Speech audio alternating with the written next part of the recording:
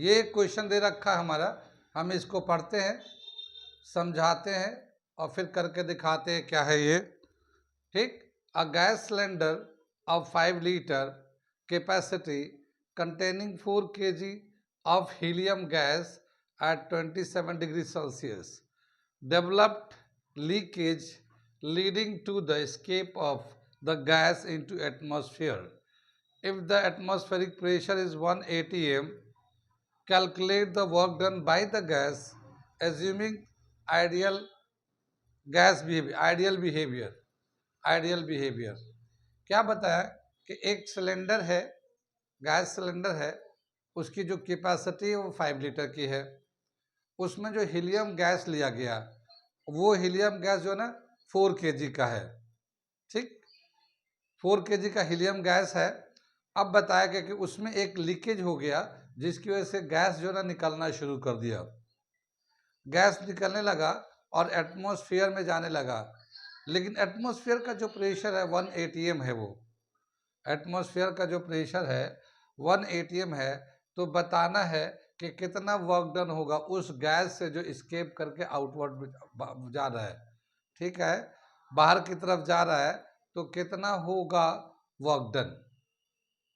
Work done का क्या formula हम लोग जानते हैं। Work done due to the gas, work done होता है P डेल्टा V होता है, डराइव किया था हम लोगों ने ना। P जो है ना प्रेशर होता है और V होता है, डेल्टा V का मतलब चेंज इन वॉल्यूम। ठीक है, चेंज इन वॉल्यूम।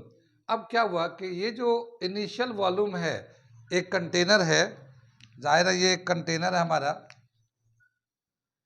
तो इसकी जो कैपेसिटी है, ये पूरी कैपेसिटी जो है 5 लीटर की है। ठीक है ना, ये वॉल्यूम V1 जो है 5 लीटर है ये। ठीक, ये पूरा हीलियम गैस पड़ा हुआ है, पूरा हीलियम गैस है। इसका मास निकाला गया है, तो मास दे रखा है, mass of helium gas 4 kg है। ठीक, अब ये लीकेज हो गया कहीं से, यहाँ से होल हो गया कहीं पे, तो होल होने की वजह से ये जो गैस है बाहर की तरफ गैस लीक कर रहा है। ठीक, अब ये जब गैस जाएगा, ठीक है, लीक करेगा, तो गैस जो ना एक्सपैंड करेगा, गैस बाहर आएगा तो एक्सपैंड करेगा। तो अब बताया कि कितना वॉल्यूम हो जाएगा V2, जबकि बाहर का जो एटमॉस्फेयर है, एटमॉस्फेयर जो ना P1 जो है या P जो है 1 atm है। बाहर का जो प्रेशर है 1 एटमॉस्फेरिक प्रेशर है। तो बताना कि कितना वर्क डन करना पड़ेगा या कितना वर्क डन हुआ। ठीक है, तो यहाँ पे जो है सॉल्यूशन कर रहे हैं हम लोग।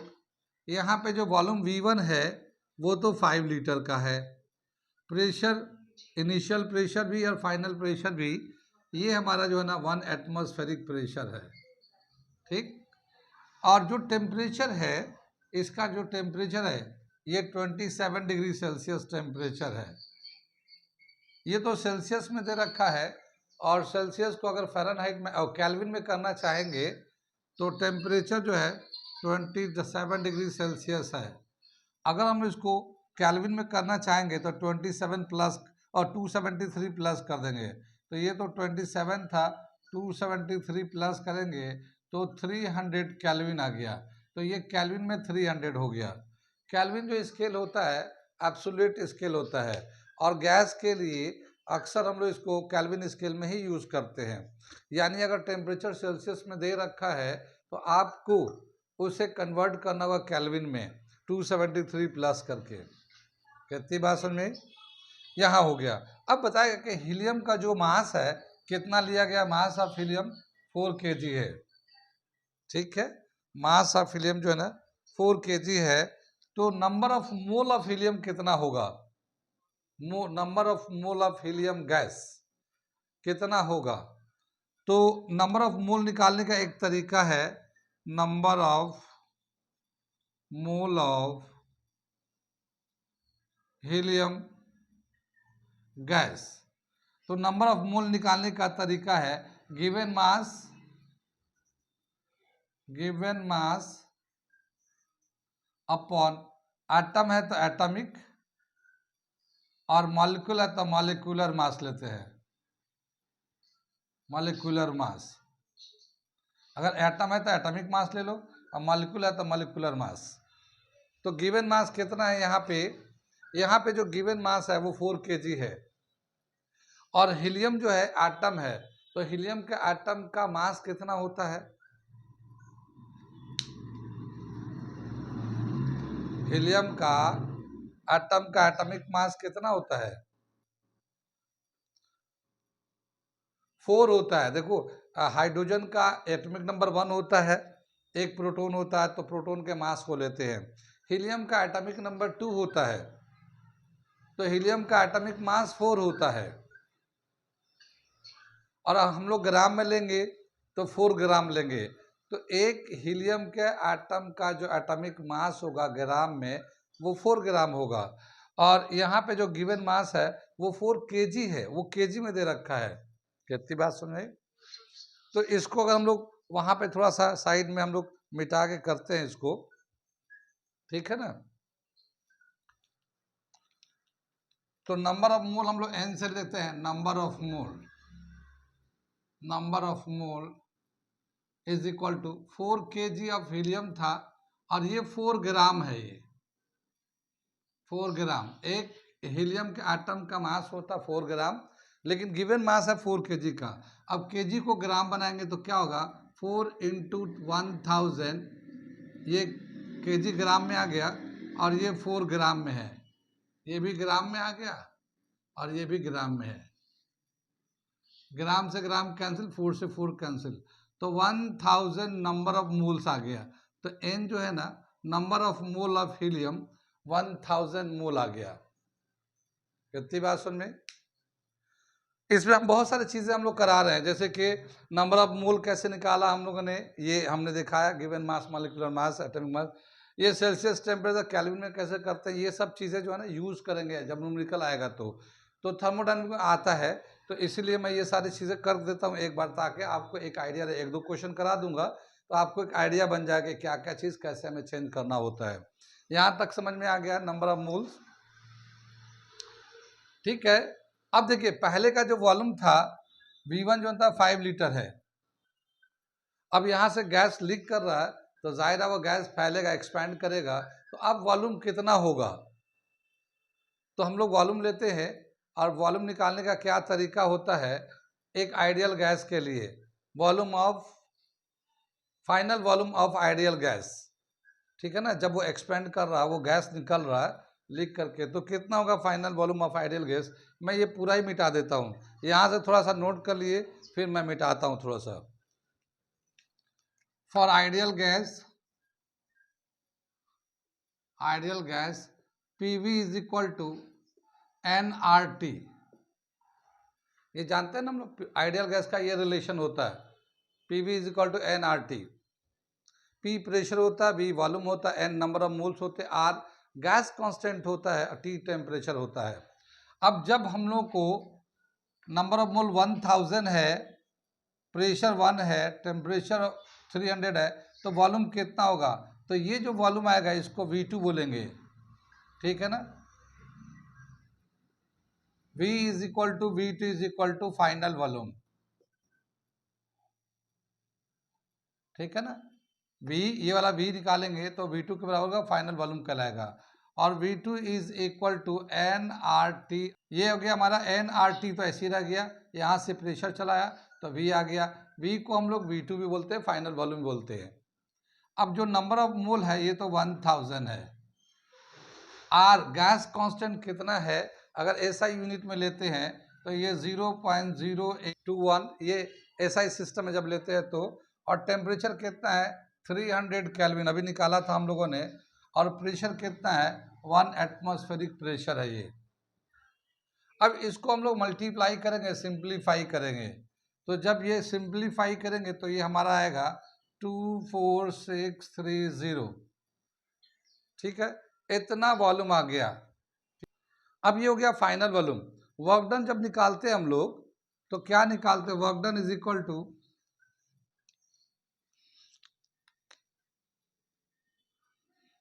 Work done is equal to by work done by the system, क्या हो जाता है वर्क डन का P डेल्टा बी, ठीक है। यानी कि ये जो है ना प्रेशर कितना है, जो एक्सटर्नल प्रेशर लग रहा है, और वॉल्यूम चेंज इन वॉल्यूम कितना हुआ, तो यहाँ जो प्रेशर लग रहा है वो तो 1 एटमॉस्फेरिक प्रेशर है, और चेंज इन वॉल्यूम क्या हो जाएगा V2 minus V1, V2 minus V1 आ जाएगा। ये 1 जो है ये तो 1 ही रहेगा, V2 जो है ना 24630 माइनस 5, तो फाइनल वॉल्यूम तो ये वाला हो गया, और इनिशियल वॉल्यूम 5 लीटर का दे रखा था, जो हीलियम गैस कंटेनर में लिया गया था, तो उसका जो वॉल्यूम था वो 5 लीटर का था, ये आ गया। यहाँ पे जो वर्क डन हो रहा है, work done by the system हो रहा है,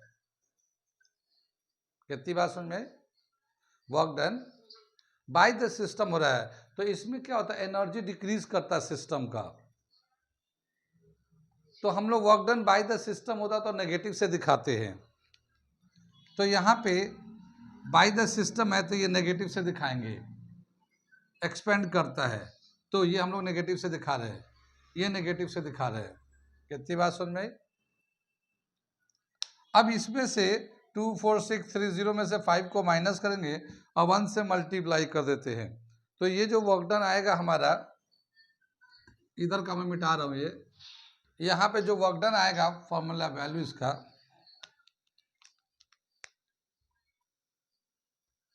ये तो -1 इंटू, इसमें से माइनस करेंगे तो 24625, और लीटर एटीएम आ जाएगा, क्योंकि एटीएम में तो प्रेशर जो है एटीएम में है और वॉल्यूम लीटर में है, कितनी बात सुन में। अब इसको 1 से मल्टीप्लाई करेंगे तो यही आ जाएगा, तो वर्क डन -24625 लीटर एटीएम आ जाएगा, ठीक है ना, ये वर्क डन आ गया। अगर हम इसको जूल में कन्वर्ट करना चाहेंगे तो लीटर एटीएम को जूल में कन्वर्ट करना चाहते हैं, तो उसको हम लोग मल्टीप्लाई करते हैं 101.3 से, क्योंकि हम लोगों ने पिछले क्लास में पिछले क्वेश्चन में किया था 1 लीटर एटीएम जो होता है वो 101.3 जूल के बराबर होता है, ठीक है।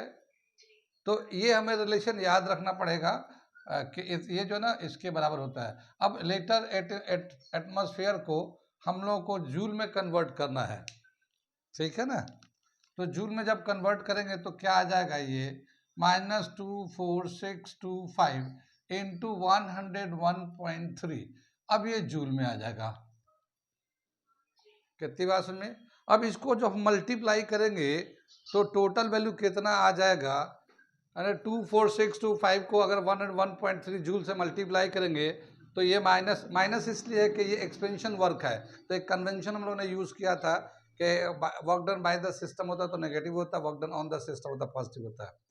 अब क्या दे रखा है ये कि यहाँ से अगर हम लोग साइन को थोड़ा सा स्टैंडर्ड फॉर्म में लिखते हैं, स्टैंडर्ड फॉर्म में, तो क्या हो जाएगा, ये work done is equal to, ये डेसिमल को यहाँ से उठाकर यहाँ लेके आएंगे 2 के बाद, तो ये -2.494 ले लेते हैं, 5 भी कर सकते हैं, और डेसिमल कितना डिजिट गया 1 1 2 3 4 5 6, तो 10⁶ जूल आ जाएगा ये, ठीक है ना। हम लोगों ने इसको स्टैंडर्ड फॉर्म में लिख दिया, ठीक है।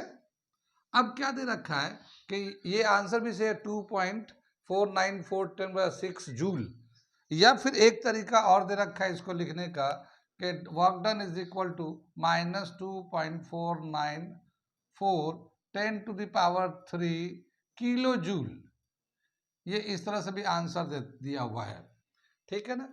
किलो का मतलब क्या हुआ 10⁻³ ये ले गया, 10⁻³ यहाँ पे है, टोटल 6 हो जाएगा, बाकी ये हो जाएगा, तो ये हमारा एक आंसर आ गया। अब ये बताइए कि वर्क डन जो निकाला हम लोगों ने, क्या किया हम लोगों ने, हम लोगों को इनिशियल वॉल्यूम दे रखा था V1, V2 निकालने के लिए हम लोगों ने आइडियल गैस इक्वेशन का रिलेशन यूज किया, और उससे हम लोगों ने V2 निकाला, और फिर हम लोग बाकी वर्क डन के फॉर्मूले पे डाल दिया। लेकिन जब वर्क डन निकाला है हमारा तो लीटर एटमॉस्फेयर के यूनिट में आया है, लीटर एटमॉस्फेयर। अगर हम उसको जूल, क्योंकि वर्क डन का जो यूनिट होता है वो जूल है, वर्क डन का यूनिट जूल होता है एसआई सिस्टम में। तो अगर लीटर एटमॉस्फेयर को जूल में कन्वर्ट करना चाहेंगे तो 101.3 से फिर मल्टीप्लाई कर देंगे। तो इस तरह से आ गया, यहाँ पे आ गया। अब हम लोग जरा सा स्टैंडर्ड फॉर्म में लिखते हैं, साइंटिफिक नोटेशन में लिखते हैं। तो स्टैंडर्ड फॉर्म में क्या होता है कि डेसिमल के लेफ्ट में एक डिजिट होना चाहिए, डेसिमल के लेफ्ट में सिर्फ एक ही डिजिट होना चाहिए, मगर यहाँ डेसिमल के लेफ्ट में तो बहुत सारे डिजिट है। तो ये डेसिमल यहाँ से शिफ्ट करके यहाँ ला गया 2 के बाद, और फिर जितना डेसिमल लेफ्ट में शिफ्ट किया उतने का पावर लग गया। तो 6 था तो 6 का लग गया, तो 2.494 जूल हो गया। और इसको और भी यहाँ पे किलो जूल कर दिया है हम लोग। ये भी आंसर हो सकता है, ये भी आंसर सही है, इसको ऐसे भी लिखा गया है। कितनी बात समझ में आई? तो ये जो सारी चीज़ें हैं, कई सारी चीज़ें हम लोगों को करना पड़ा है अलग अलग स्टेप में। एक बार थ्रोली देख लीजिए, फिर मैं एक दूसरा सवाल कराने जा रहा हूँ, ठीक है? एक सवाल और कराता हूँ ताकि ये सारे स्टेप फिर से समझ में आए। तो मैं एक दूसरा सवाल लिखने जा रहा हूँ, फिर उससे करके दिखाने जा रहा हूँ। ओके, हाँ, ये अगला क्वेश्चन हम लोग करने जा रहे हैं। क्या दे रखा क्वेश्चन, मैं पढ़ता हूँ, समझाता हूँ और फिर करके दिखाता हूँ। क्या है question? 2 liters of an ideal gas at 10 atmospheric pressure expand until its volume is 10 liters. How much heat is absorbed and how much work is done? When gas expands isothermally into vacuum, पहला part. दूसरा, gas expand isothermally against a constant pressure of 1 atm। और तीसरा दे रखा, gas expand in a reversible manner. ठीक है, तो ये 3 part दे रखा है। क्या दे रखा है ये क्वेश्चन? पहला जो दे रखा है, ये सबसे पहले दे रखा, मैं इसका समझाता हूँ इसको पहले। एक गैस है, एक कंटेनर के अंदर है, और इसका जो गैस है वो 2 लीटर्स है। इसका जो वॉल्यूम दे रखा है, इनिशियल वॉल्यूम दे रखा है 2 litre, V1 is equal to 2 litres. ठीक है, और इसका जो प्रेशर है P1 जो है वो 10 एटमॉस्फेरिक प्रेशर है। कितनी बात सुन में?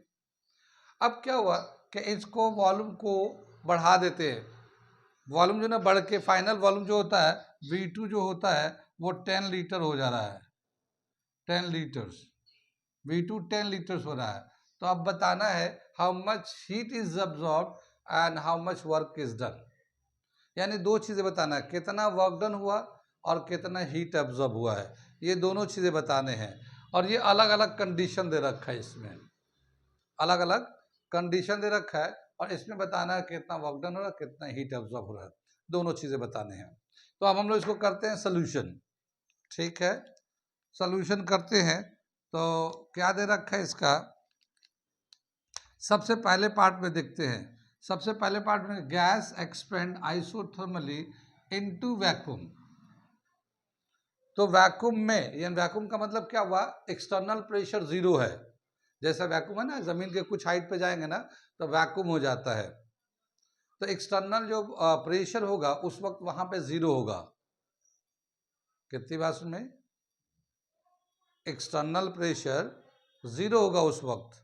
ठीक है, तो क्या बताया कि वर्क डन जो है, work done is equal to minus P external, external pressure into change in volume.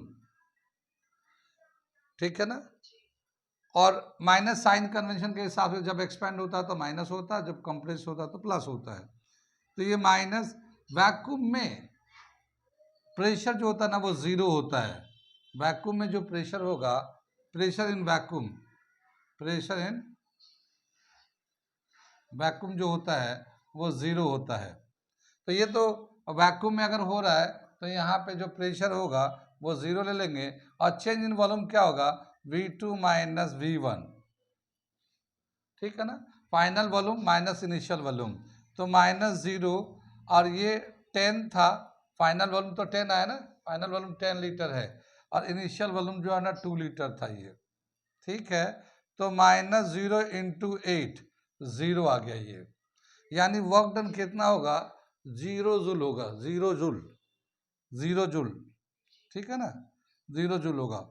अब क्या बताया कि चेंज इन एनर्जी कितना होगा, यहाँ पे दोनों बताना है, वर्क डन भी बताना है और चेंज इन एनर्जी एब्जॉर्ब या हीट एब्जॉर्ब कितना होगा। कितनी बात सुन में, तो ये लिख लिया आपने, वर्क डन जो ना एक्सटर्नल वर्क डन 0 हो जाएगा, ठीक है ना। अब इस सिस्टम में ये नहीं कहा गया, इस क्वेश्चन में कहीं नहीं कहा गया कि हीट जो है ना सिस्टम को सप्लाई कर रहे हैं या सिस्टम में से हीट निकाल रहे हैं, तो हीट चेंज यहाँ पे 0 है, ना हम सिस्टम को हीट दे रहे हैं ना हम सिस्टम से हीट ले रहे हैं। हाँ, वर्क डन जरूर हो रहा है, जितना भी हो रहा है वर्क डन हो रहा है। तो एक रिलेशन रखा thermodynamic, first law of thermodynamics के हिसाब से कि जो इंटरनल एनर्जी जब हीट देते हैं तो दो चीज़ें चेंज होती हैं, एक इंटरनल एनर्जी चेंज होता है, सिस्टम का एनर्जी चेंज होता है, और दूसरा वर्क डन होता है, ठीक है ना, ये बताया था ना। तो उसके हिसाब से क्या बताया, according to first law of thermodynamic, according to first law of thermodynamics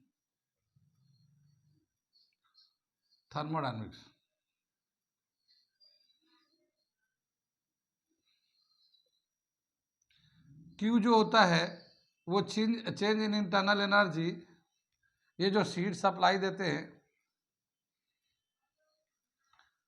ये चेंज इन इंटरनल एनर्जी लेते हैं, delta U is equal to Q plus W, ये इसके बराबर होता है। यानी सिस्टम का कितना एनर्जी चेंज हुआ वो हीट प्लस वर्क डन के बराबर है, चेंज इन इंटरनल एनर्जी, ठीक है। अब यहाँ पे जो हम लोग हीट जो सिस्टम में एनर्जी तो दे नहीं रहे, तो यहाँ पे ये जो वैल्यू हो जाएगा, ये डेल्टा U जो है ना इंटरनल एनर्जी जो है ना 0 हो जाएगा, ठीक है। यानी हम लोग हीट दे नहीं रहे, हम लोग सिस्टम के अंदर हीट नहीं दे रहे, हम लोग ना हीट ले रहे हैं, तो ये 0 is equal to Q plus W है, ये Q प्लस W है। यानी ये जो है ना Q heat absorb by the system होता है। मैं थोड़ा सा क्वेश्चन मिटा दूं यहां से, ये दे रखा delta U is equal to Q plus W, यहाँ पे डेल्टा U जो है चेंज इन इंटरनल एनर्जी है, चेंज इन इंटरनल एनर्जी, और Q जो है ना हीट एब्जॉर्ब है, heat absorb by the system, और W जो ना वर्क डन है, वर्क डन ये दे रखा हमारा। तो यहाँ पे ये तो हमारा 0 हो जाता है, Q प्लस W हो जाता है, W, और Q इज इक्वल टू क्या हो जाएगा, Q is equal to minus W, Q is equal to minus W, और W का जो वर्क डन है यहाँ पे जो वर्क डन हुआ है वो आया है माइनस माइनस 0, तो प्लस 0 जूल। यानी जो हीट एब्जॉर्ब हुआ है, हीट जो एब्जॉर्ब हुआ है वो 0 जूल है, वो 0 जूल है ये, ठीक है ना। Heat absorb by the system when expand in vacuum, यानी जब हम एक सिस्टम को वैक्यूम में एक्सपेंड करते हैं तो वैक्यूम में एक्सटर्नल जो प्रेशर होता है वो 0 होता है, तो वर्क डन भी 0 हो जाता है, और उसका जो हीट एब्जॉर्ब होता है वो भी 0 हो रहता है, ठीक है। तो ये तो हमारा पहला पार्ट हो गया, gas expand isothermally into vacuum, 0 work done 0 heat absorb. अब हम लोग सेकेंड पार्ट करने जाएगा, gas expand isothermally against a constant pressure of 1 atmosphere. अब यहाँ पे कितना वर्क डन होगा और कितना हीट एब्जॉर्ब होगा ये करने जा रहे हैं, यहाँ तक लिख लीजिए, फिर मैं मिटा के आगे करने जा रहा हूँ। अब सेकेंड पार्ट कर रहे हैं हम लोग, सेकेंड पार्ट यहाँ पे क्या दे रखा, gas expand isothermally against a constant pressure 1 atmosphere. तो वह यहाँ पे जो प्रेशर है work done is equal to क्या लेंगे, माइनस P डेल्टा V, ठीक है। ये P एक्सटर्नल प्रेशर होता है, तो work done is equal to minus P जो है ना एक्सटर्नल प्रेशर 1 है, और चेंज इन वॉल्यूम होता है final volume minus initial volume, ठीक है। यहाँ पे जो है वर्क डन का वैसे ही रहेगा, ये -1 आ गया। फाइनल वॉल्यूम तो 10 लीटर है, यहाँ पे लिखा था ना फाइनल वॉल्यूम V2 10 लीटर है, इनिशियल वॉल्यूम 2 है, और ये आ जाएगा लीटर एटमॉस्फेयर, ये इसका यूनिट आएगा। 10 में से 2 जगह 8, 8 को 1 से मल्टीप्लाई -8, तो जो वर्क डन आएगा इसका, वर्क डन जो आएगा -8 लीटर एटमॉस्फेयर।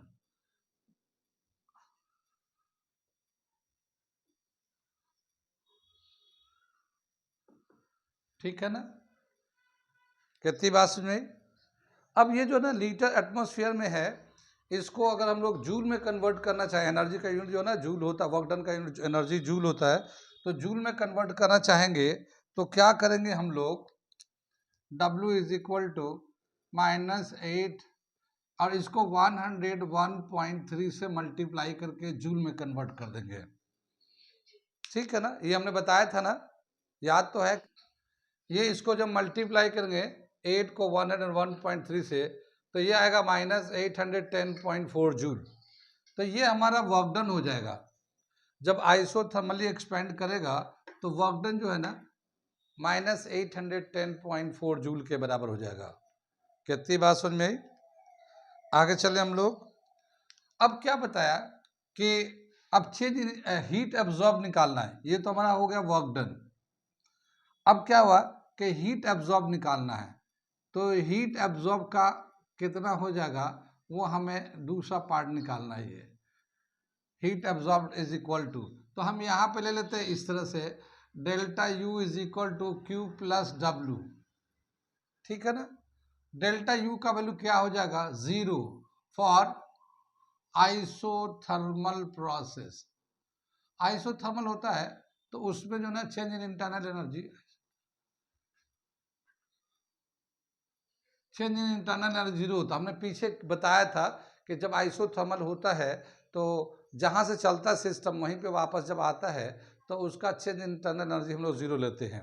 ठीक है ना, तो ये जब 0 डाल देंगे तो क्या हो जाएगा, 0 is equal to Q plus W, और W इज इक्वल टू या Q is equal to -W, Q is equal to W को इधर तो -W हो जाएगा। और W का जो वैल्यू है, वर्क डन का जो वैल्यू है यहाँ पे ये दे रखा -810.4 जूल। तो हीट एब्जॉर्ब कितना आ जाएगा +810.4 जूल, इतना हीट एब्जॉर्ब आ जाएगा इस कंडीशन में। यानी जब आइसोथर्मली एक्सपेंड कर रहा है अगेंस्ट द प्रेशर तो इतना एनर्जी एब्जॉर्ब करेगा 810.4 जूल। कहाँ कहाँ समझ में आया, कहाँ कहाँ नहीं आया? आ गया ना समझ में? ये जो चीज़ है हम लोग वर्क डन तो ऐसे निकाल दिया, जो पुराना फॉर्मूला है, चेंज इन वॉल्यूम प्रेशर ले लिया, लीटर एटमॉस्फेयर को चेंज करने के लिए जूल में हम लोग 101.3 से मल्टीप्लाई करते हैं। अब फिर आइसोथर्मल अगर है तो delta U equal to Q plus W के बराबर, तो डेल्टा यू 0 के बराबर हो जाएगा, क्योंकि आइसोथर्मल में चेंज इन इंटरनल एनर्जी 0 होता है। ठीक, और उसके बाद क्यू जो है ना -W के बराबर, डब्ल्यू का वैल्यू ऑलरेडी माइनस में आता है, एक्सपेंशन वर्क में एक्सपेंड करता था माइनस में लेते हैं, तो माइनस माइनस प्लस हो गया, तो 810.4 जूल। आगे चले हम लोग। ये हो गया हमारा सेकेंड पार्ट। कोई डाउट तो नहीं है? अगर डाउट हो तो आप पूछ सकते हैं, या वो लोग जो लोग हमारे वीडियो को देख रहे हैं ऑनलाइन, ठीक है ना, चैनल के थ्रू देख रहे हैं, वो भी आप मैसेज करके पूछ सकते, कोई डाउट होता है तो। आगे चले हम लोग। अब दे रखा है थर्ड पार्ट, और क्या दे रखा, gas expand in a reversible manner. Reversible का मतलब साइक्लिक प्रोसेस, ठीक है ना, साइक्लिक प्रोसेस, यानी इनिशियल से फाइनल जाता है, फाइनल से इनिशियल आता है। उस केस में क्या होता है, तो मैं पहले इसको मिटाता हूं फिर उसके बताता हूं। अब क्या बताया कि यहाँ पे जो गैस एक्सपेंड इन रिवर्सिबल प्रोसेस, तो हम लोगों ने एक रिलेशन निकाला था, work done during the isothermal process, ठीक है ना, एक्सपेंशन एंड कंप्रेशन के लिए हम लोगों ने आइसोथर्मल प्रोसेस में कितना वर्क डन होता है, तो साइक्लिक प्रोसेस में टोटल वर्क डन कितना होता है उसका हम लोगों ने रिलेशन लिखा था। और क्या था वो हम लिखते हैं, ये यहाँ पे तो सिर्फ एक्सपेंड कर रहा है, मगर ये रिवर्सिबल है, रिवर्सल का मतलब ये है कि एक जगह से दूसरी जगह एक्सपैंड हो रहा है, फिर दूसरी जगह से वापस लौट के आ जा रहा है, तो वह साइक्लिक प्रोसेस होता है, रिवर्सिबल प्रोसेस होता है। तो रिवर्सिबल प्रोसेस में वर्क डन का जो रिलेशन होता है वो क्या होता है, work done and reversible process, ठीक है। ये थर्ड पार्ट कर रहे हैं हम लोग, थर्ड पार्ट का कर रहे हैं। और ये दे रखा work done is equal to -2.303 NRT log V2 upon V1 volume के टर्म में।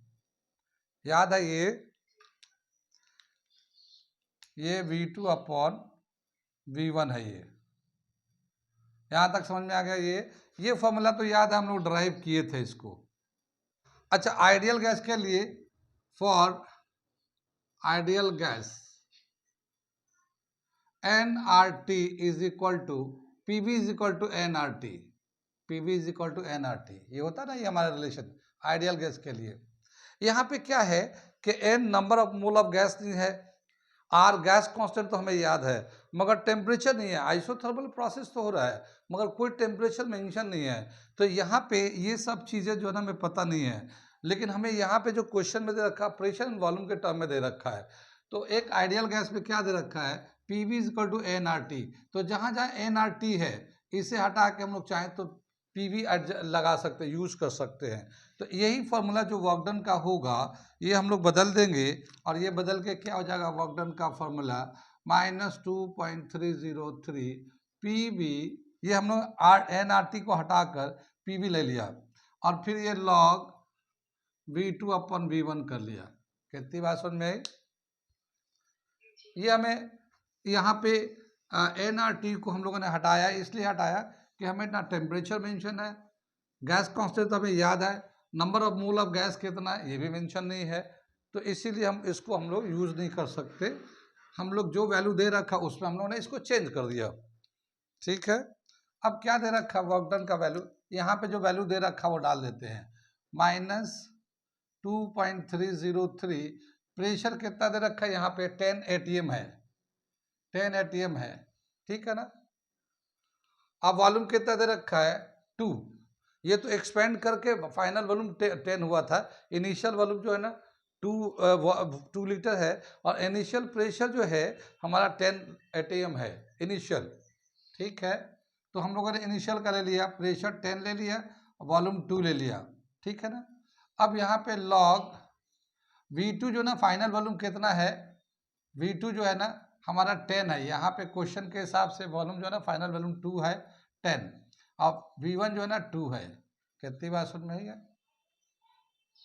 इसको अगर हम लोग मल्टीप्लाई करें तो 20 आ जाएगा, और 20 को इससे मल्टीप्लाई करेंगे तो ये आ जाएगा 6064, और एक 0 लगा लेंगे, 3 के बाद डेसिमल लगा लेंगे, तो -46.06 लॉग, ये हम देखो ऐसे ब्रैकेट में ले लेते हैं, 10 माइनस लॉग 2।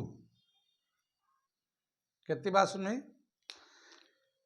ये हमने कैसे कर दिया, ये मैं करके थोड़ा सा अलग से एक्सप्लेन करता हूँ, क्योंकि ये जो चीज़ है ये आपको थोड़ा सा ध्यान करना पड़ेगा। हमने पहले बताया था कि दो टर्म का अगर मल्टीप्लाई होता है और लॉग लगाते हैं तो ये जो है ना log A plus log B आ जाता है जब मल्टीप्लाई में होता है तो, और जब डिवाइड में होता है लॉग लगाते हैं तो ये log A minus log B, ठीक है ना।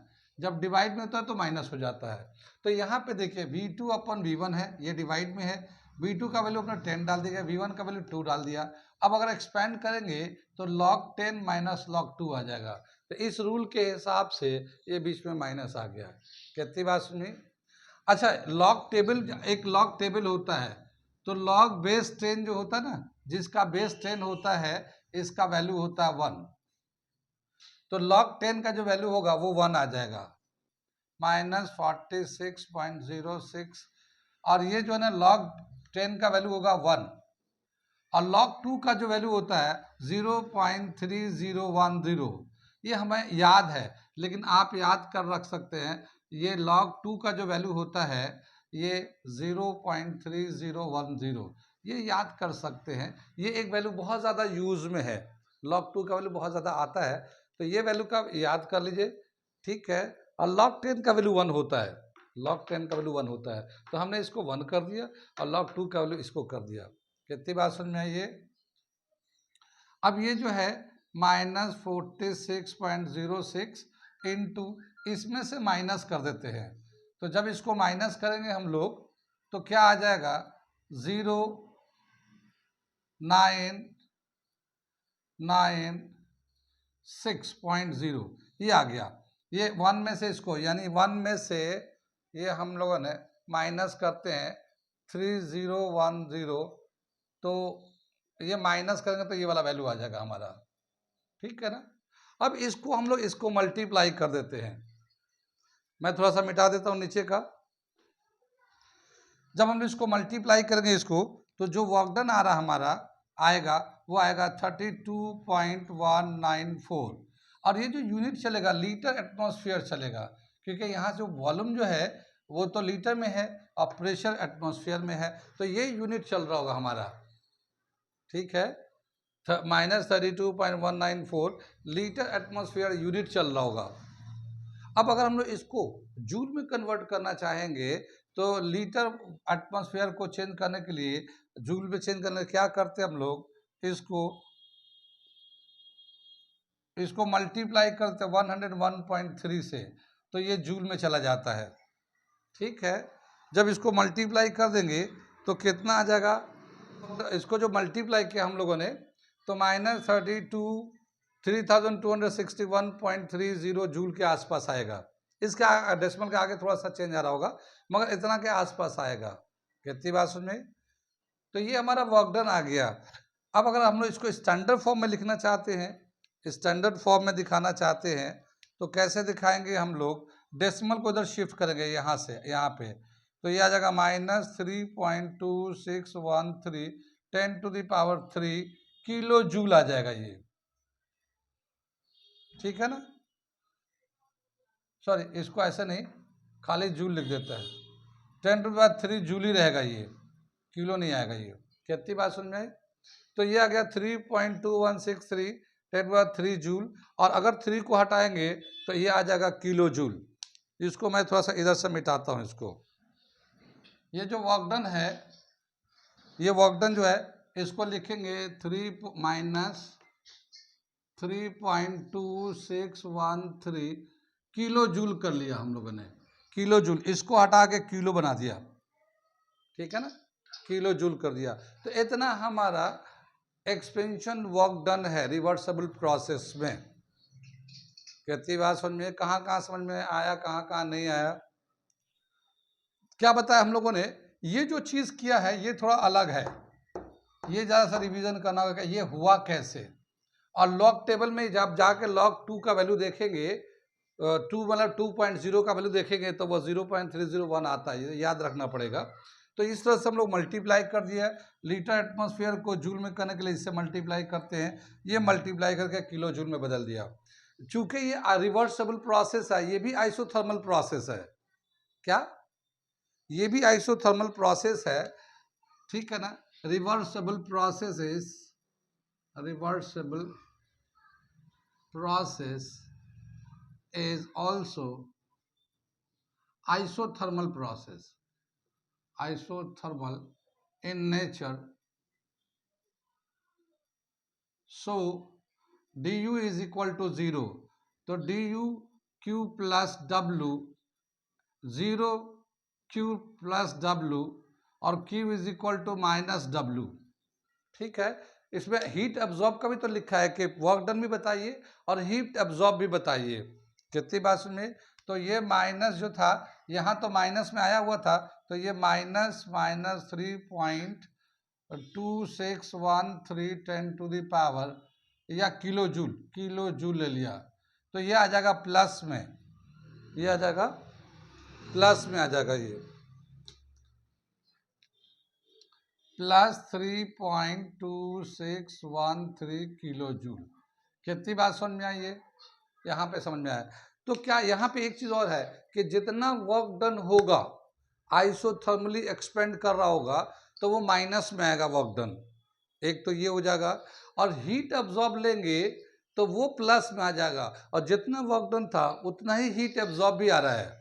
जितना वर्क डन आया है यहाँ पे वो तो माइनस में आया है, इतना ही हीट एब्जॉर्ब भी आया है, मगर ये प्लस में आया है। सब तीनों केस में ऐसा ही किया था हम लोगों ने, तीनों केस में वैसा ही हुआ था। ये कितनी बात समझ में आई? तो ये हमने दो न्यूमेरिकल कराया है। अब एक दो चीज़ें और करा देंगे इसमें, उसके बाद जो है ना अगला टॉपिक शुरू कर देंगे। तो कल इंशाल्लाह जो है अगला टॉपिक पढ़ाएंगे, एक छोटा मोटा कुछ क्वेश्चन है वो करा देंगे और अगला टॉपिक पढ़ाना शुरू कर देंगे, वो थ्योरेटिकल पार्ट आने लगेगा फिर। ठीक है ना।